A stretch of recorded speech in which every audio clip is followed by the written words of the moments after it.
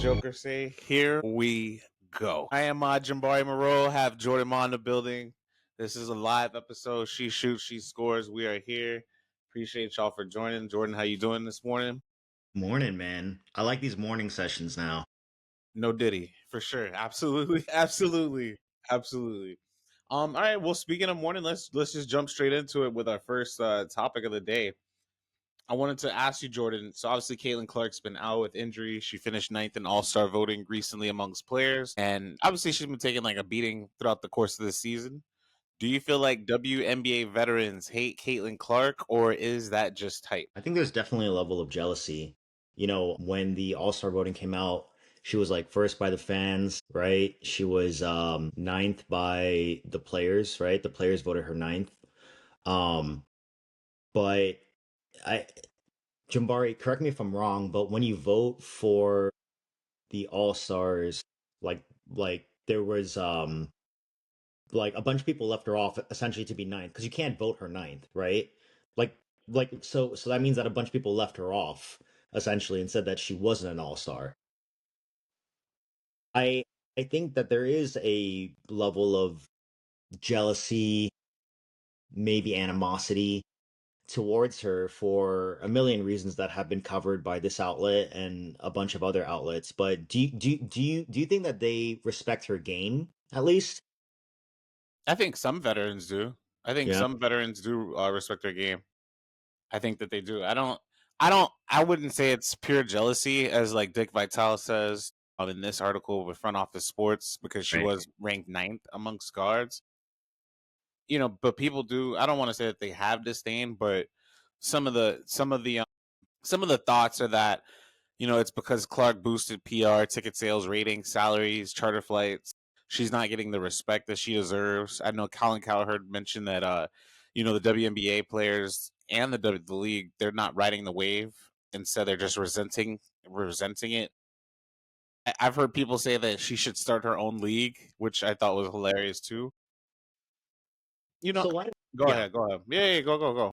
So let's just try to stick to, for now, we'll stick to just on the court.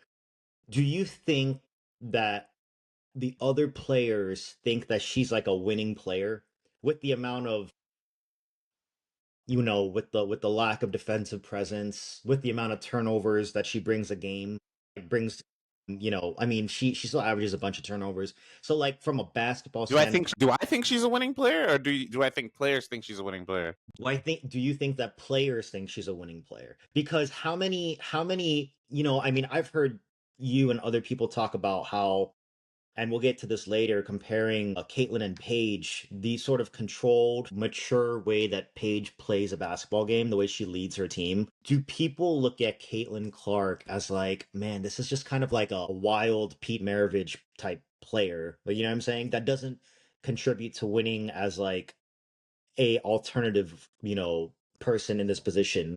To answer your question, so I'm answering both. Do I think she's a winning player? Absolutely, I absolutely think she's a winning player. And then the second question is, do I think that vets think that? I think that she forces them to think that because she beats them. She beats them all the Yeah, time, right. whether it's upsetting. And this is what I was talking to. I think we were talking about this, and we were talking about this on live the other day. I'm like, with Caitlyn, especially in her rookie year, she won a lot of games that she wasn't supposed to win, right? And that forces the issue. It forces you to think, she can do this on a large scale and on a grand scale, which I feel like she forces. I feel like she forces the issue, and not in a bad way, but just she makes you. She's gonna make you say that they should win. So, and then like credit to her team. Shout out to the Indiana Fever this year, because even playing without her, which I thought was a little odd. We've heard media members say that they're more dangerous without her, but I think because I know a lot of these people. I don't think that she. I'm not gonna try and miss. I'm going to take her words at face value. Do I think that they're more dangerous without her on the team? Obviously not. I don't think that's really much of a question. But I think, in my mind, to interpret what she was saying is just that they play a different style of basketball without her, relying on each other more, which helps the team essentially. But I think she forces the issue to make teams understand that they're going to win when she's on the court, that they always have a chance to win, no matter if they're playing a Minnesota, New York, or Las Vegas, or whomever. Even though obviously they struggled with Vegas until the other night. Like I feel like they have a chance anytime she's on the court versus the opposite when she's not. So I'm not sure if that's don't do or don't think that, but So, I to me it'd be silly to think that they wouldn't. that's kind of where I'm getting at with this sort of line of questioning, where it's like they did win the Commissioner's Cup without her, you know, and it's like I wonder if the fact that they won without her gives credence to her being voted ninth, or getting that ninth place vote. Is that I wonder if her colleagues think that the team might be more successful without her, that she doesn't contribute to winning, as much as, someone else in her position could with that type of roster, because they proved that they can beat the Lynx without her. That's kind of what I'm getting at. And whenever, whenever there's like smoke, there's a fire, right? Like, I mean, I doubt that Carolyn Pick is the only person that thinks that, privately. Yeah, I mean, I don't know. That's a great question, but I'm like, what do the numbers say? Do the numbers suggest that she doesn't contribute to winning? Because I mean, like right now, if you look at the win shares leader, Aaliyah Boston's number 3 in the league. So it's like, I mean, but this year's, and then for just to Caitlin's defense, this year has been it's been a roller coaster. Yeah.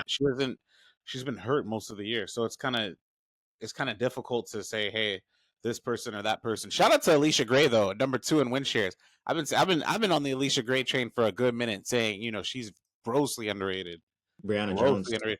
I think a lot of them. You remember on the live, they're getting on me for putting her top 25, which I thought was ridiculous in itself. I'm like, she's easily a top 25 player. She's higher than that. They were there, Joe. No, I don't. I was like, no, she's a monster. But yeah, So go ahead. so those are like the basketball reasons. Like now the non-basketball reasons, are they giving Caitlin Clark enough respect? I mean, I don't think so, you know. So this is how I feel about that topic. It's so because like I was talking to somebody last night about this, and they're like, "Oh, they're not treating her like Michael Jordan and this and that." But I'm like, he was like, they keep busting her, they keep busting her insert word here, and I'm like, yeah, but if they are, I'm like, Jordan was getting his head knocked off by the Pistons for a good 3-4 years before he finally broke through, and I'm like, I think it's the opposite. I think, and then like people say, oh, they guard her, so hard. I'm like, if you got somebody who could pull up from 40 feet at any given moment, why wouldn't you guard her full court? Like just on a basketball standpoint, knowing that she wants to go get that three off with a step back left, you're gonna have to stay on her. Like the way you're gonna play her is gonna be different, and that goes to the gravity as a guard and what she brings. That's one of her strengths is that you have to guard her face up, or you could get cooked. So I mean, like I feel like they do respect her. If you're guarding somebody 94 feet on the court, it's not because you're a bum, it's the opposite. So I'm like, I think they're showing her reverence in just different ways, even though, and it's like all of this stuff is going to dissipate as soon as she wins. And I don't mean in a championship, but that just means like top 3 seed and just staying there consistently. Because what can you do? What can you really do with her? Like she's going to cook you at the end of the day. My only thing is like she just has to work on her turnovers because I think she's y'all know I'm a huge Clark fan, so like I think she's a great player. So I just think she has to just cut down her turnovers. Right now, she's got to get her shooting percentages up again. But if they pick her up It takes aggressively, some. It just takes time. It's just gonna take time. but if they pick up, but if they pick her up aggressively, 94 feet, you know, then how, like, because she, of all the gravity that she provides on a court, how does she end up like that's so incongruous with being ninth? Like, I you know what know. I'm saying? I know Like that. shouldn't Yeah, that mean you're number one? Like, you know what I'm saying? Like, or at least higher than ninth. That's what's so incongruous, about this whole discussion, which is like, yeah, she's a threat anywhere. She can flip from 40. She can do this, but we're also gonna like, we don't rate her very highly. maybe I don't know. Maybe the vets think it's a gimmick, but it's like until you get your head bust enough, you're just gonna have to just eventually it'll start to sink. Like she's not bad. Obviously, she's not a bad player. She's broken a lot of records. Like she's not a bad player. Do you think there's any truth to what Dick Vitale or even Colin Cowherd are saying? Dude, I don't think 100% of people like any person. So do I think that there are people that don't like her? Yeah, so be it. Do you Like think she yeah, should start her own league? nah, I don't think she should start her own league. I don't think she should start her own league. I think she's good where she's at right now in the W. But I do want to see her play an unrivaled. I think that'll be really good for her growth. Truthfully, I do think that'd be good for her growth. And I think a little bit of that has something to do with why she got hurt. And I'm not, this is not me saying that, but like per se, but it's like if you have a car, you can't, especially with you have to keep it running. You have to keep it running. You have to keep the car running. You're playing high competitive basketball. Like you gotta ramp up. So that's that thing about it. And a I lot mean, shout out to all of them players that did play on Unrivaled. Most of them are having really great years. Most of them having really great years. yes, That in mind. yeah, Keep that in that's mind. Most of them having really great years this year. Unrivaled in Azrae that Stevens, shout regard. out to Azrae Stevens. She's been dominating too. In that regard, Unrivaled has been very successful, Oh, for right? sure. Because Yeah. it's like, I mean, pretty much most of the players that participated in Unrivaled, it, spilled over into this season and they've been really good this season. But, we were talking about this last night where like Caitlin Clark, she didn't participate in Unrivaled, but I still think that she was a big part in Unrivaled happening, you know, because from an investor standpoint, I think Caitlin Clark, like whenever you invest in anything, there needs to be proof of concept, right? Like you need to prove that this will happen, right? So like she provided the proof of concept that people will watch women play professional basketball in the United States in 2024, right? Like that she is the proof of concept. So, even though she didn't participate in the league, investors were like, yeah, like for sure, like we'll invest in this. This league would be successful if she participated in it. So even though she didn't participate, I think she played a big role in sort of like getting investor money, right?